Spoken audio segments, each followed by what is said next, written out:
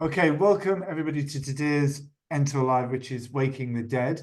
We're going to be joined by Ashleigh Whiffin today, who's going to take us on a journey through insect collections at the National Museum Scotland. So over to you, Ashleigh. Thank you, Karen. And these things never come without any kind of technical hitches, so we're pretty used to that now. Don't worry about it.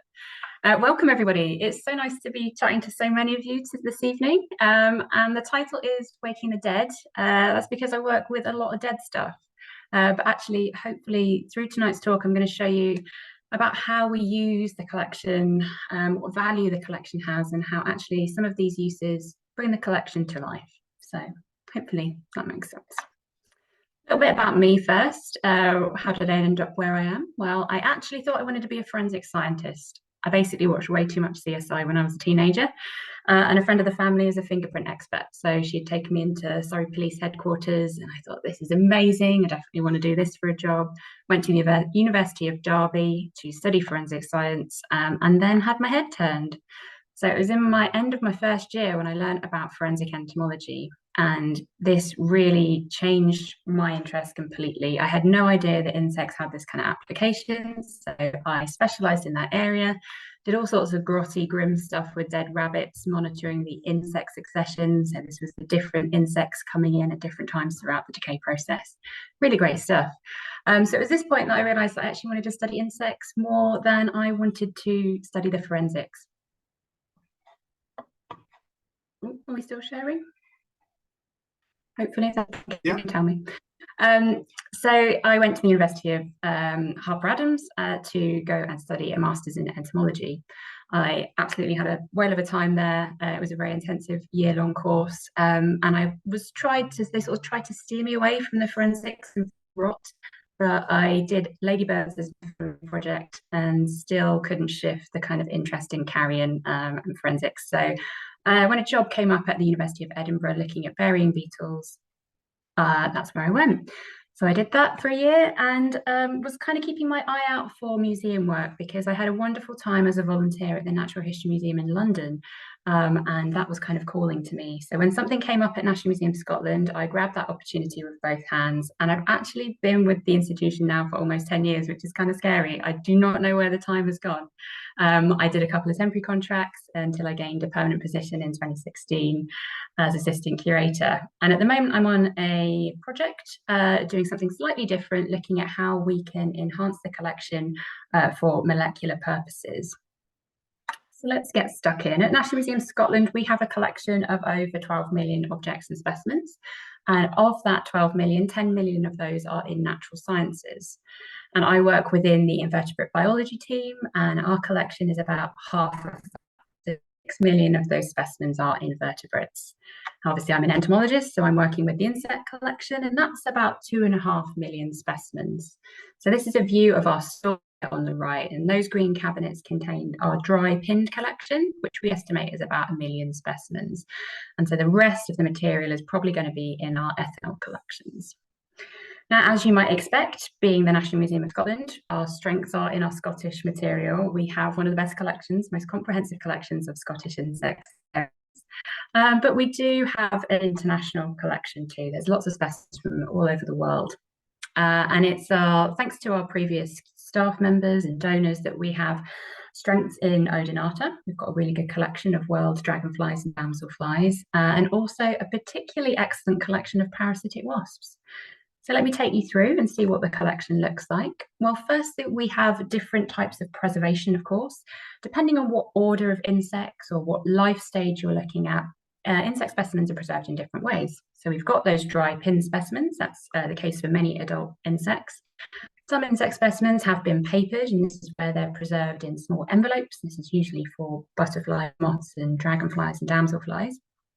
We've obviously got some slide-mounted specimens that are very, very small, usually things like aphids or dissected parts. And then we have that wet preserved material like this jar here. So this is most frequently for those immature stages, anything that's going to be squishy, and if it was to be dried up, it would lose all its key characters. And now we're looking more at keeping a frozen collection, a biobank. And this has been done already for our vertebrate collection, but this is something that's a bit new for the insect collection. So how has our collection grown over the years to accumulate those 2 million plus specimens? Well, there are two ways. Things either come in via fieldwork of our own doing, or through donations from the community. So there's a wide network of people that we work with that are entomologists, mostly based in Scotland, but also throughout the UK and further afield, that are either accumulating their own collections throughout their lifetimes, or they're donating one-off specimens to us here and there. Sometimes collections we get might contain tens of thousands of specimens. An example of a recent donation was from Michael Archer, a really wonderful collection of bees and wasps. And on the left, we've got one of our research associates, Ian McGowan. Ian is a taxonomist that works on a tiny group of flies. There's shiny little black flies like this one in the center here. This is a lance fly, and it's thanks to Ian that we have one of the best collections of lance flies in the world. Pretty niche, I know, but somebody's got to fill that void. And it's really wonderful because Ian is actively describing new species to science and debating those precious specimens with us. So other ad hoc specimens that we are given are often and more increasingly being those that are new to the UK or perhaps new to Scotland. Examples of those are these parasitic wasps, which were new to the UK. And in 2021, we had the arrival of the first ivy bees to Scotland. This is one of those species that's colonised the UK. It arrived in 2001 and has been gradually spreading north. And in Scotland, lots of entomologists are constantly on the lookout for new things to Scotland, exciting things to report. So we often take receipt of those very first records. And then sometimes it's things that we just don't have represented in the collection. And quite frequently, that's going to be the immature stages because they're just not as well studied. This lovely little donation here was from an entomologist based in the north of Scotland, Murdo MacDonald. And these are larvae of warble flies, Hypoderma diana. So if you're not familiar with this fly, it is a parasite of deer. It's one that the larvae will feed under the skin of the deer. And it was previously thought to be really rare. It is restricted to Scotland, but there was it was considered that this was maybe in decline. But actually what was really happening was it was just completely overlooked. And now that the entomological community are talking more with the deer stalking community, it's actually been found to be much more frequent than we previously considered. So just a little look there at the adult. It's pretty cute for a parasite, isn't it? Pretty sweet looking fly. So then we get on to field work. We've got the donations side and then the things that we generate internally. And we go out and conduct field work annually. We usually collaborate with a variety of different groups because there are just 2 permanent members of staff working with this collection at the museum. So we collaborate with the Mallock Society, that's a group of Scottish dipterists, and other groups in and around Scotland. Fortunately for me, none of the folks that I go out with really mind that I still have an interest in carrion. I always have gloves and a plastic sheet in my bag ready, just in case we find a dead badger that needs a good shaking out to look for carrion beetles. So fortunately, the folks that I work with are quite happy to pull up at the side of the road whenever we find roadkill. One of the pieces of fieldwork that's been really great to be involved with recently is that of the Darwin Tree of Life. I'm sure some of you will have heard of this project. It's a really ambitious and interesting project that's looking to sequence the full genomes of all eukaryotic species.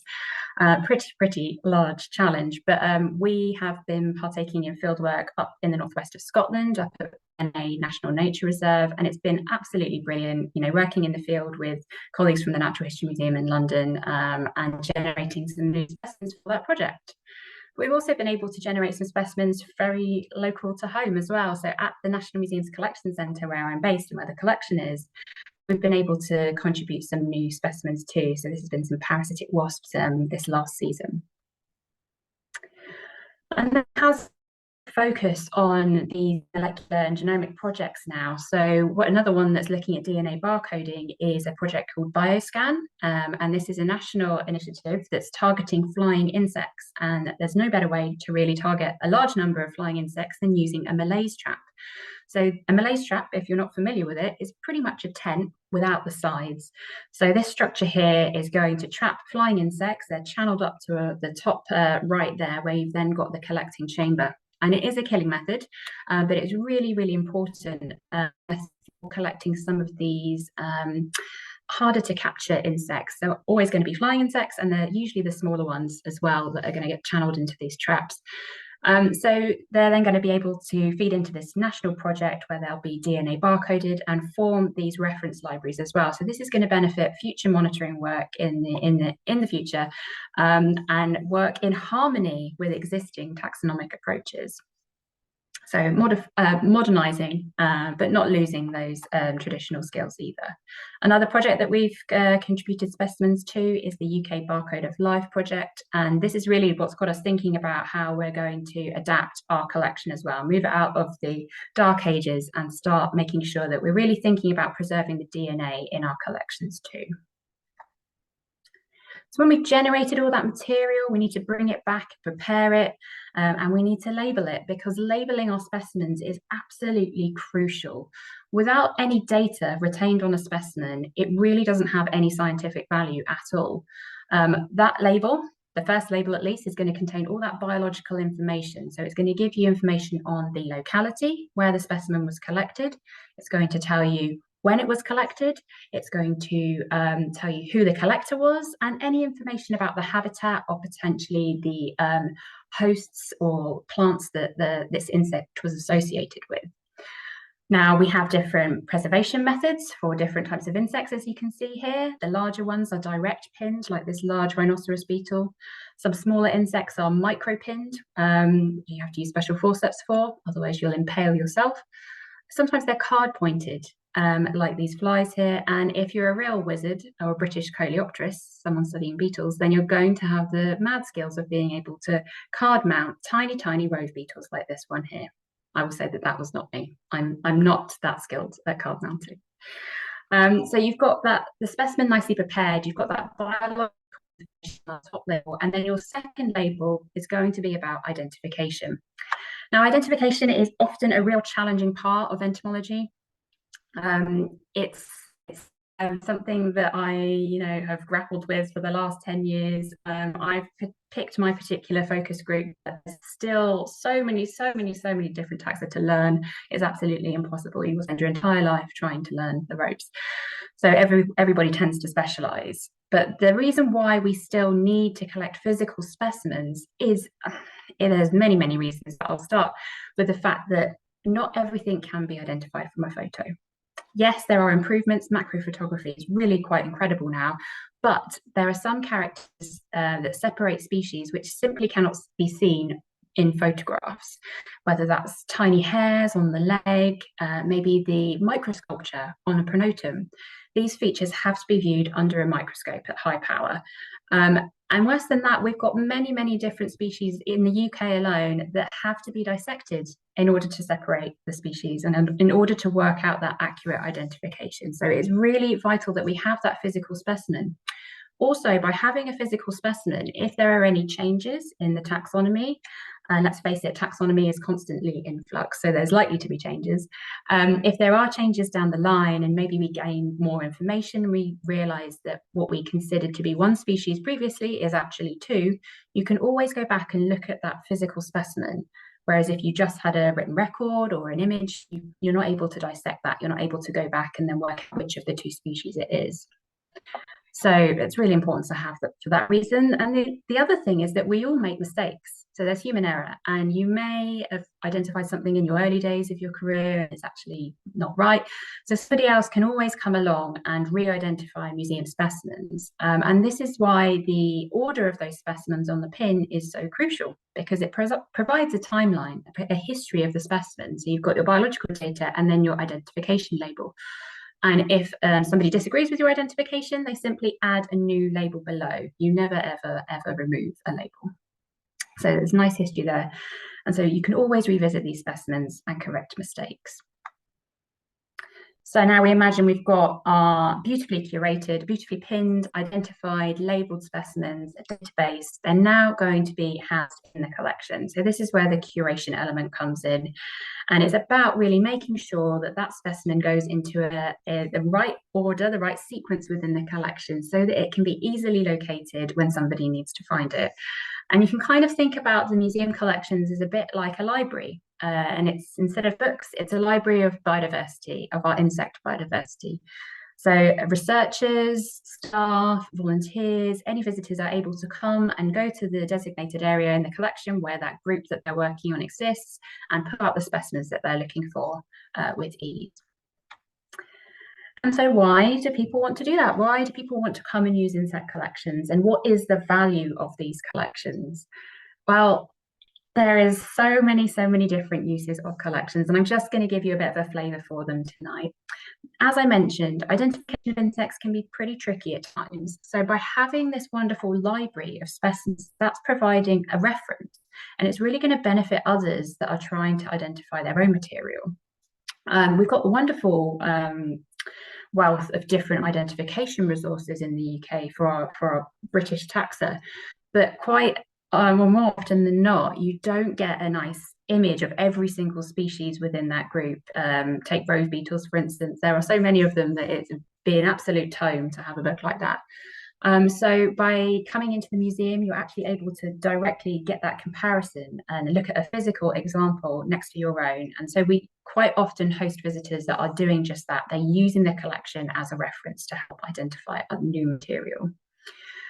We were then often hosting people that are interested in all that data that's with the specimens. More and more, we're looking at that data to help with tracking environmental change and changes in species distribution. So lots of people are coming in to extract and harvest that information. We are trying to do that internally as well, which I'll touch on, but it's a really big, well, no, it's an enormous task when you consider the size of the collection and the number of staff and people working with the collection. We do what we can. It's also really important for species discovery. So taxonomists that are working on this, when they're looking at a potential new species, they really need to compare it with those that are as closely related to it as possible. So when you have a brand new species, this is assigned a type status. It's called a holotype, and holotypes should always be deposited in museum collections for this reason, so that they can be accessed by the community and by other taxonomists. So really vital in species discovery. They're also a great source of inspiration, and not just for things like exhibitions and displays, but also for totally different communities outside of the scientific one. So we open up the collection annually to artists, and it gives people a much better view, a close-up view of all that detail that they might not be able to gain out in the real world. And it really, you can't compare looking at photos on Google compared to seeing an incredible morpho butterfly right in front of you.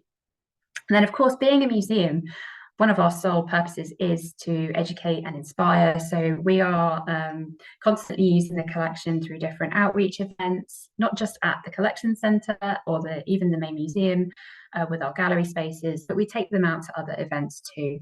So many different uses. I'm going to give you some examples as well. So as I mentioned, identification. So the collection is not just used as a reference, but also by entomologists that are creating those new resources. So here we have Andy Jarman, who is working on ants. And actually, I believe that this new publication has just come out this month. So Andy was working on the new edition of ants. And he was using our imaging equipment to take some photos of ants, but also imaging some of the specimens from the collection too for inclusion in that publication. So just another use of the collection there. And we regularly host all the different societies to the museum, sometimes for annual meetings and sometimes for workshops. We recently hosted the Dipterist Forums, doing a joint meeting with the Malloc Society, which was really brilliant. The collection was absolutely buzzing with dipterists. And then I can't remember who said this to me. It was a curator at one of the Natural History Museum conferences, probably about 10 years ago, actually. If this was you, please get in touch because I'd love to quote you here. But they said, it's not dead if it's got data. And it's really true, because what we're seeing is that those specimens that have this good quality data have a number of different uses, and it's like the specimen comes back to life. So data.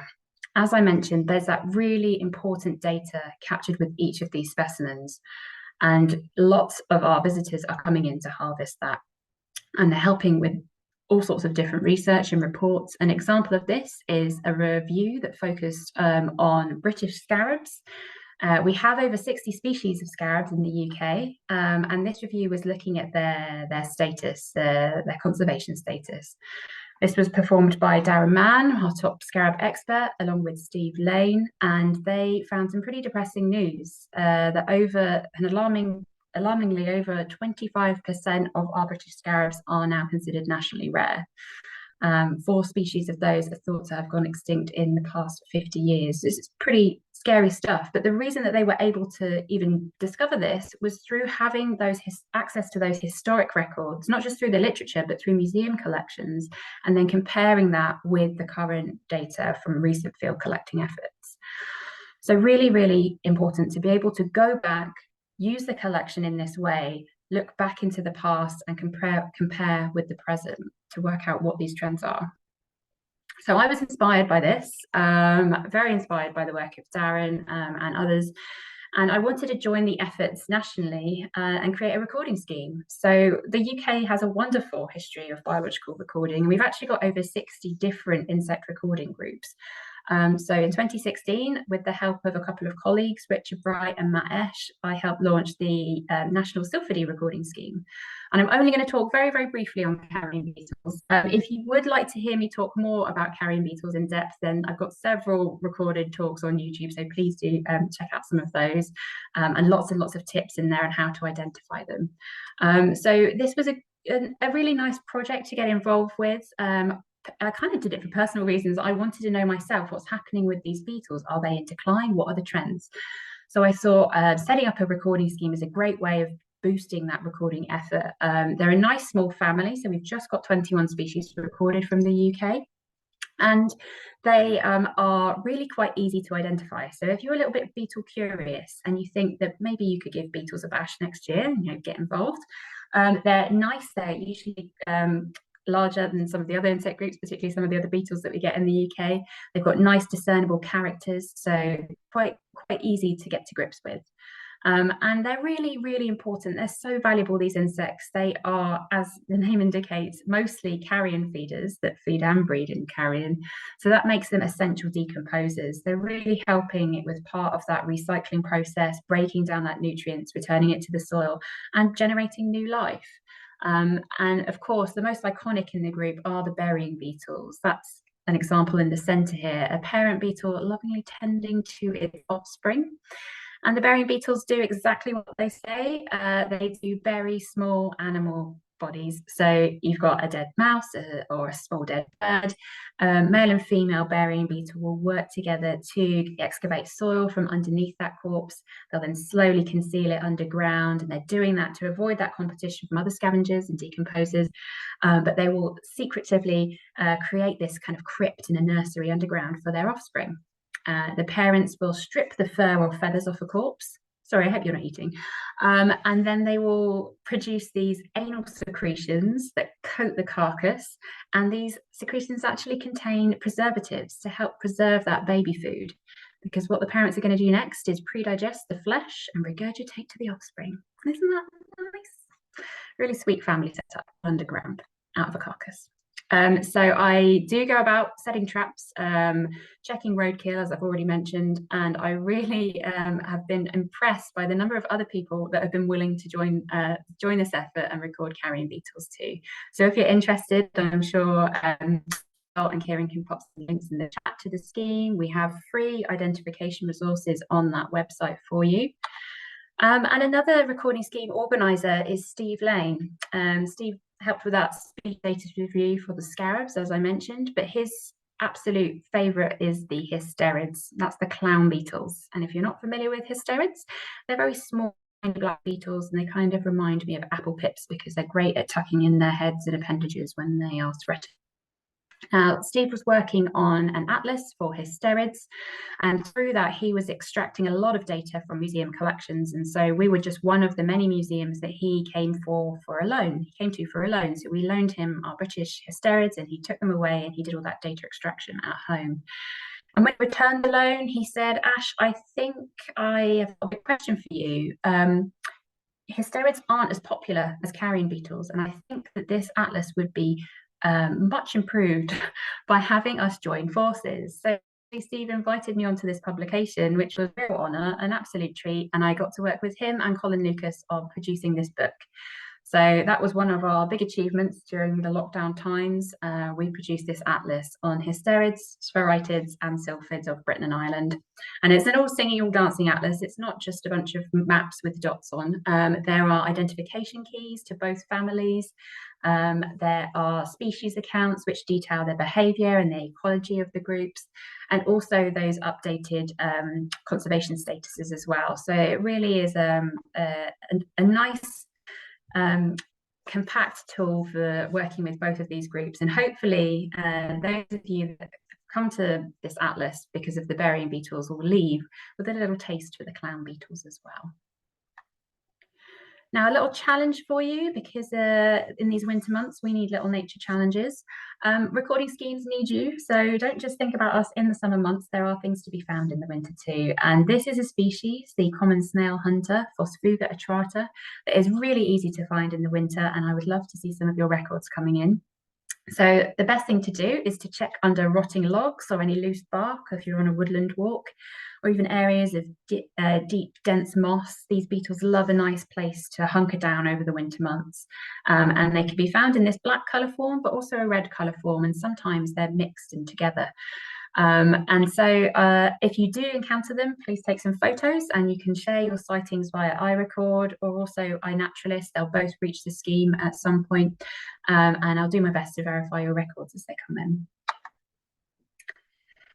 Now, back value of collections and what we're trying to do to get that data out there. So we are talking about digitization quite a lot in the museum world, and we obviously want to make our collections as accessible as possible, and the best way to do that is to share that information online. So trying to database as many of our specimens as possible. A little bit of a challenge with such a large collection, but we do what we can. And at the moment, we're prioritising making sure that any new material that we are generating through our fieldwork, making sure that that is a digital-born record.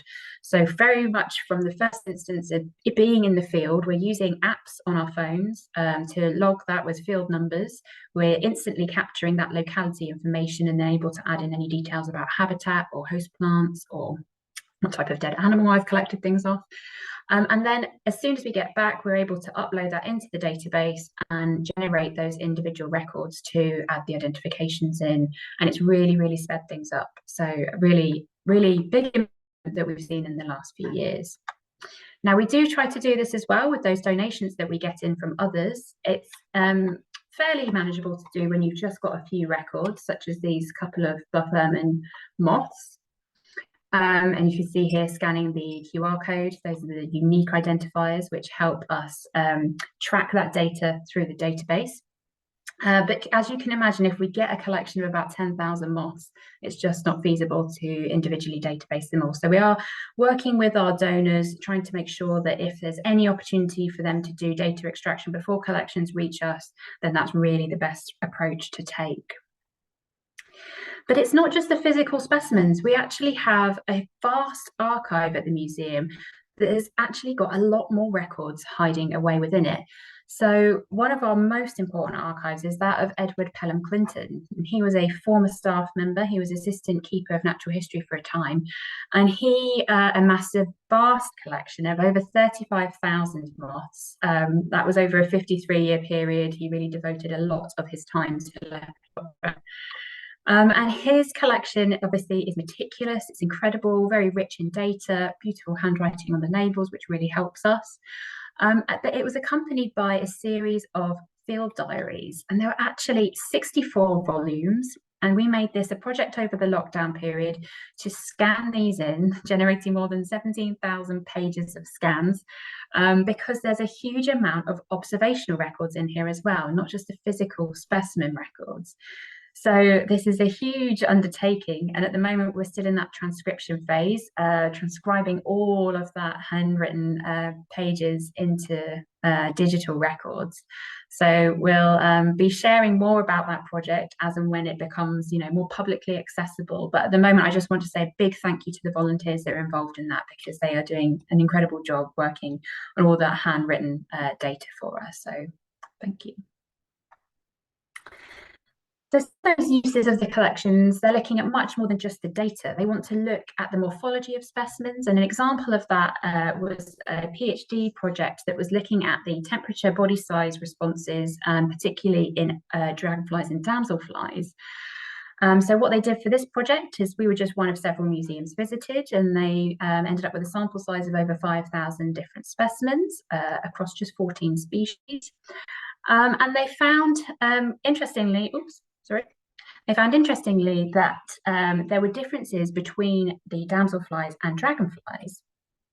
And actually, they found that damselflies showed a greater sensitivity to temperature than the dragonflies did, with the decrease in wing length as temperature increases and as the season advances. So basically, what they found was that with warmer temperatures, their wings are becoming smaller, which is pretty impressive. And without having those physical historical specimens to go back to, they would see that. A more recent piece of research has been looking at bumblebees. You may have heard about this one. It hit the news last summer. And this was a NERC-funded project led by Imperial College London and the Natural History Museum. And it was using museum specimens to examine bumblebee declines and how, in particular, land use change over the last 100 years has affected bumblebee populations. Now, this was a really, really great project to be part of. It's, I think, probably one of the biggest efforts to use multiple collections from across the national and regional museum collections, and really kind of set the bar, I think, of how researchers should be working with museums like this. It was really, really brilliant. They really involved the curators quite a lot. And so as part of this, thousands and thousands of bumblebees were imaged. They had their, the specimen was taken, an image was taken of the specimen with the labels next to it. And then this was enabling the researchers to do morphological measurements afterwards, as well as having all that data as well. And they found some quite interesting things. They found that actually the environmental stresses are changing the shape of bees' wings. So with hotter and wetter years, bees are showing higher wing asymmetry, so differences in their wings.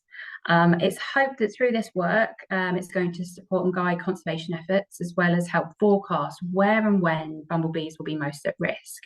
So again, to go back into the past, use specimens from 100 years ago. Actually, some of the older specimens were 113 years old, and then look at those changes that have occurred in order to help predict the future changes. This project was actually twofold, and there's still more work to be published out of this. But the other part of the project, we allowed some destructive sampling. Now, I think curators of the past might have recoiled in horror and thought, no, you can't touch our precious specimens, you can't take a leg. But we do this quite routinely now, and that's because we see this as adding value to the collection through taking a leg. Insects, as we know, have 6 legs.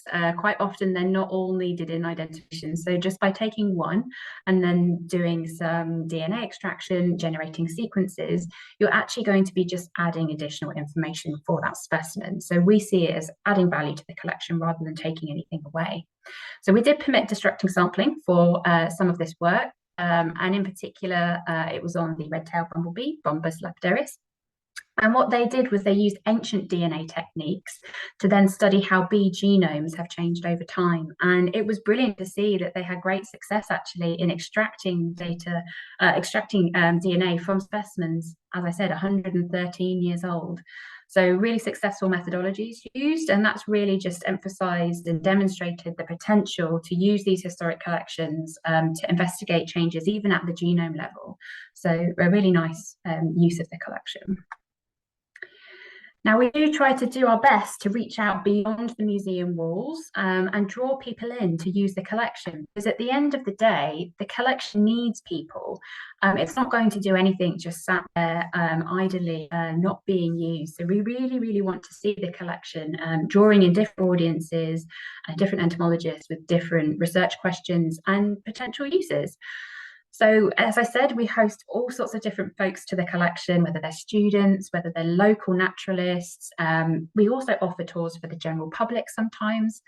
And we have a wonderful team of volunteers that work with us as well. So it's a real hub and kind of hive of activity. It's a great place to be. And as I mentioned already, that we do welcome artists and others to the collection too, because I think it's really important. I think artists can end up sort of delivering our collection to new audiences and sharing things that we might not see with our scientific hats on. So really, really important. And one of the other tools that we employ is social media. And casting my mind back to 2016, when Twitter was still in a good place in its kind of heyday, it was a really good sense of community, actually. And I've made lots of great connections through that platform. And one of them is a wonderful Australian taxonomist called Brian Lessard. You may know him from describing such species as the Beyonce fly, named for its lovely golden abdomen or booty. And Brian is a wonderful science communicator. So we got together through the Twitter sphere to work on a publication and kind of produce a guide actually on how you can use these platforms to promote insect collections.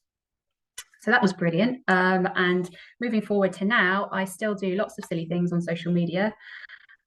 Jumping on bandwagons often helps. So when the Barbie movie came out earlier this year, of course, Barbie then came for a visit to the collection, because why not? I posted these pictures across the different platforms and used it as a tool actually to start that conversation about why we still need to collect specimens. So Barbie asked a few controversial questions and I answered. The social media is also really useful to share some of our work beyond those museum walls, as I mentioned, and beyond our website too. Going to therefore show work of visitors, volunteers. It's going to highlight some of our publications and other outputs, and things like this video that we produced a few years back. We did produce a video on why do we collect insects, so that's one that you can go and check out. Just a little short summary, a bit shorter than you've had today. And that by having that shared through social media rather than just on the website, it's going to reach all sorts of different audiences. Something that I'm feeling quite rare at the moment on social media is some of the changes that we've made to our grounds at the collection centre. So we have, you know, just a little bit of green space laced between our buildings. It's not much, but it's something that can be enhanced for biodiversity. And we've been using this really as a showcase for what everybody can do. Management practices such as reducing the mowing regime, having different heights, different vegetation heights. We've introduced yellow rattle and really seen a boom in the diversity of wildflowers that we've got, and therefore we've been then conducting surveys of the insect life that we have. So I share some of that through the hashtag NMCC biodiversity. Go check it out if you fancy seeing some of the species that we have been recording. But that's really that in-person outreach, and I absolutely those in-person encounters, especially with young people. I think it's incredibly important that we get more young people interested in entomology and keep them interested as well. I think that's really key. I get a lot out of these interactions, and I hope that we've made some future entomologists as well along the way. One of the ways that we also do this is through our displays in exhibition spaces. So a couple of years ago, we revamped our Adventure Planet gallery. That's our children's gallery with a focus on biodiversity. And I really tried to get some more insects into that gallery. Those of you with a keen eye will spot that there's a rove beetle and a carabid, a round beetle on that log there. And just to wrap up, one of the other things that we can do is tell stories, and not just stories of the insects, of the insect diversity, of the insect species, of the insect decline, but we can share stories about the people that have worked on these groups. So one person that sticks in my mind in particular is Alice Blanche Ralph, and she was an entomologist collecting moths about 100 years ago. And she was based on the east coast of Scotland, about 30 miles from Edinburgh, where I am. And what was really interesting about Alice is that she just stuck to collecting in her local patch. So she generated a collection of about 10,000 moths, but with a real local focus. So it's like she knew that area inside out with the moth fauna. So that's quite unusual.